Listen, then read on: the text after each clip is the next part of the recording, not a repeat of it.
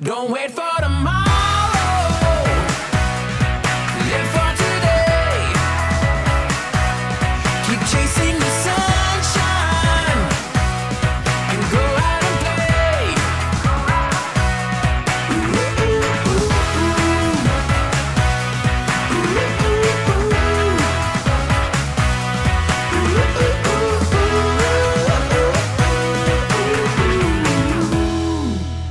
What's up? So ngayon ito kami sa Plato's Closet. Thrift store to guys, pero compare sa Value Village, mas high-end or kilala yung mga brands na binibenta dito. Kung siya kung qualifications ng damit sa thrift store guys is sana buhay pa yung may-ari para hindi ako bisitahin.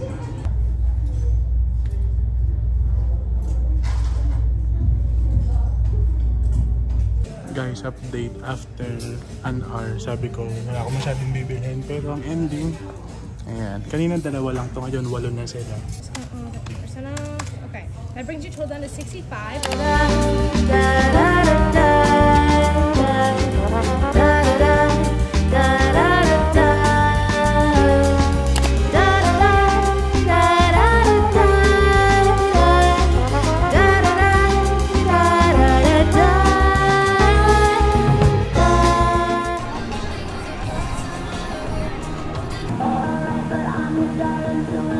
Guys, what's up? So today nandito kami sa Canada's Wonderland. So ito yung theme park nila dito. Para siyang kamukha ng Universal Studios at Disneyland. And check namin kung meron ako masasakyan na rides kasi upon entering, lahat roller coaster at drop down. So hindi tayo masyadong fan ng mga ganong rides, kaya let's see. Explore muna namin yung area guys. Marami din siyang mga section kung ano yung mga rides na pwedeng sakyan. And kung sa Disneyland kasi mga Disney characters, sa Universal Studios naman mga iba't ibang cartoon characters or movies. Dito, sinecheck ko pa kung ano yung ride descriptions kasi wala pa akong nakitang mga characters, more of mga names lang ng rides. Inaaya ko ng tita ko dito sa roller coaster, mababa lang daw to. Pag sumakay ako dito, baka hindi na ako makausap ng 1 week. Hey guys, tapos na kami sa first ride. Ito yung sinakyan namin, yung parang Vikings. Okay naman siya, 7 out of 10. Kaso hindi lang pwede talaga mag-video pala sa all rides, kaya hindi ko na-clip yung camera ko dun sa handrail. We can see the world through open eyes and savor all the time before it flies. And every time you wake up there's a new day that's calling out your name. Come join the game. Well, that's life. Ako talaga guys, gusto ko talaga pupunta ng mga theme parks. Ilang beses na rin ako ng Universal Studios, Disneyland, ganyan. Pero hindi talaga ako mahilig sa rides. Ayoko talaga yung feeling na parang binabaliba or yung merong adrenaline. Pero if you are fan of mga roller coasters, drop down, adrenaline activities, perfect sa inyo itong Canada's Wonderland guys, kasi ganun usually yung mga rides. Pero ako, dito lang ako mag-explore ng theme park o kaya sumakay sa mga cute size. Ano pa guys, isa pa sa napansin ko dito, ang daming mga bata.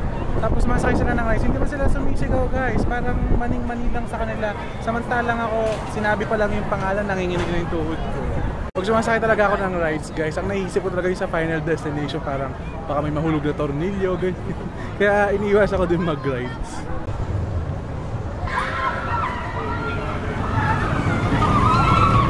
Guys, last ride ko, carousel. Kasi magsasara na ito ng 10 PM. So kailangan namin umuwi ng mga alas 9. So ito yung sasakay ako na last ride.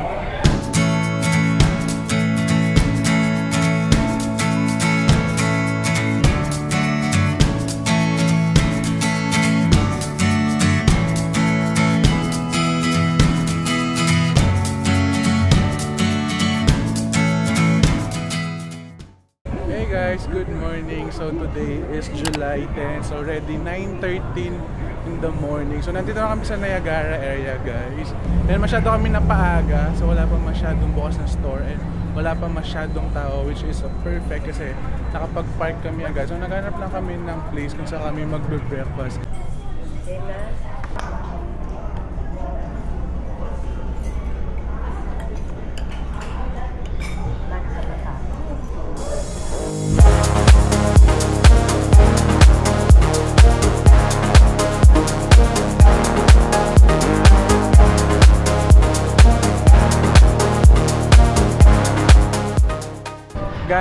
alam ko na yung perfect description ko dito sa Niagara na to. Para siya yung Santa Monica Pier na gusto kong puntahan sa US. Ganito yung itsura niya, para siyang carnival theme park type. Mostly guys, ang ginagawa dito sa upper part ng Niagara Falls is mga arcades, coffee shops, kainan. Tapos mayroon din silang maliit na theme park dito sa Skywin.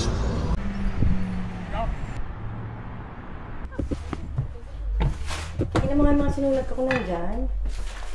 Oh, yeah. Visa. Visa, please. Hey guys, good morning. So today is July 11 and currently nandito kami sa African Lion Safari. Meron kaming half day tour dito. So meron ka dalawang options pag nandito ka na. Pwede mong ipasok yung sasakyan mo mismo dun sa open field pero at your own risk kasi meron mga unggoy, may mga lion. As in open field siya guys na safari. And pwede ka rin naman sumakay ng bus, parang $6 per head. So hinintay lang namin yung first bus which is 10 o'clock AM. Hindi ko alam guys kung ilang activities yung kasama dun sa binook namin, pero ang alam ko meron kami yung sa open field, yung train, yung water boat, tsaka yung mga live shows. Hintay pa namin yung bus namin guys. So chinecheck ko muna yung mapa kasi sobrang laki. So ito yung buong activity namin. So dito yung open field, tapos meron din yung Kenya Gate kung saan yung mga wonders and live shows.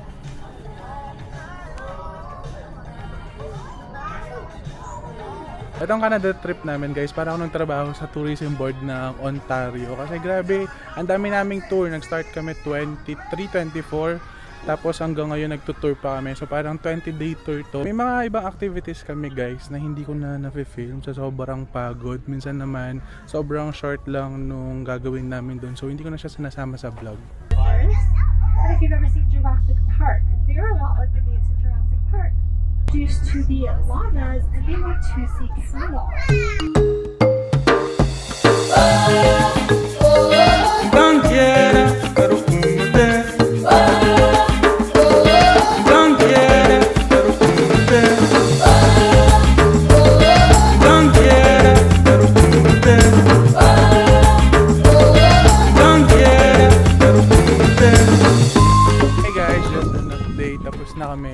Sa game reserve or yung safari explore namin.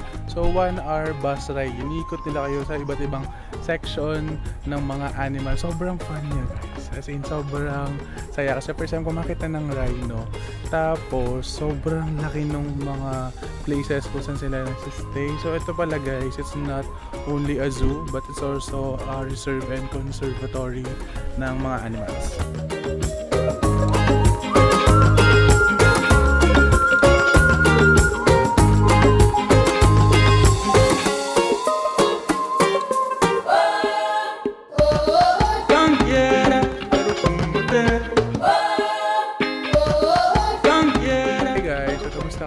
Sa African Water Safari.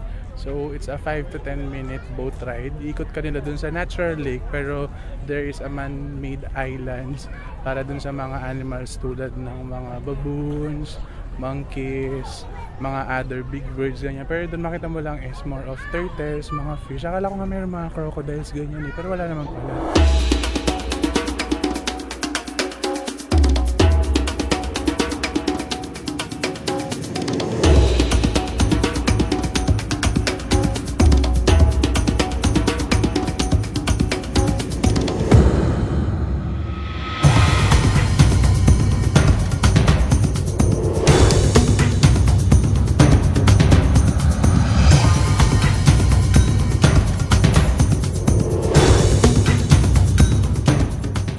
Hey guys, what's up? So tapos na yung mga live shows and animal presentation. So meron tatlong show, Parrot Paradise, Birds of Prey, tsaka Wild Wonders. So each show guys, meron silang 15 minutes na animal presentation and kasama na rin yung discussion about dun sa animals and yung mga conservation research and program nila to help those animals na hindi ma-endangered sa wildlife. So yung buong show guys, parang 1 hour siya, tapos pipili ka lang ng seat mo, free sitting lang siya sa open field, kaya sobrang init din ngayon.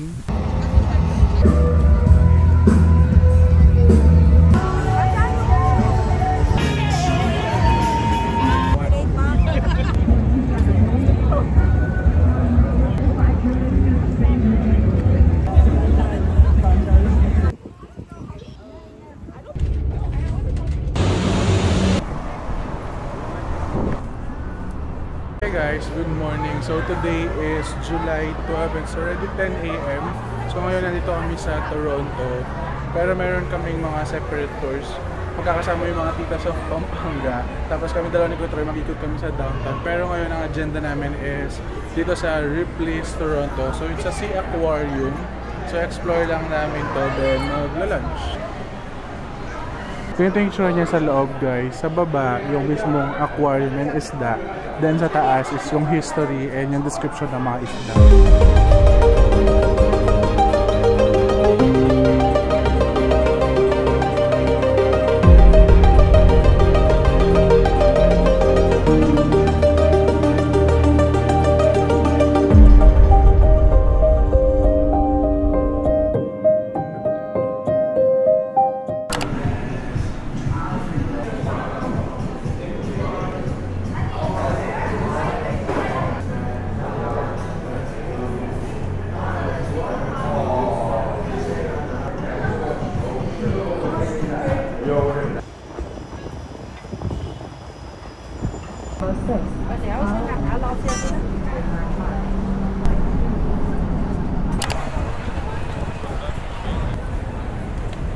Hey guys, so ngayon nandito kami sa Dundas Square. Ito yung parang Shibuya crossing nila dito sa Canada. Maraming mga stores na nakapalibot dito. So maghanap lang ako nung sa Shoppers, saka punta ako ng H&M.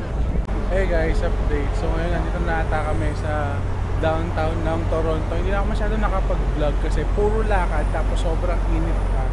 And usually yung mga pinupuntahan namin, as in sobrang bilis lang, hindi na ako nagpipicture. So dito guys, sa mismong downtown nila, nandito na lahat, yung Nathan Square, Dundas Street, Old City Hall, New City Hall, tapos itong downtown. So pipicture lang ako for Instagram.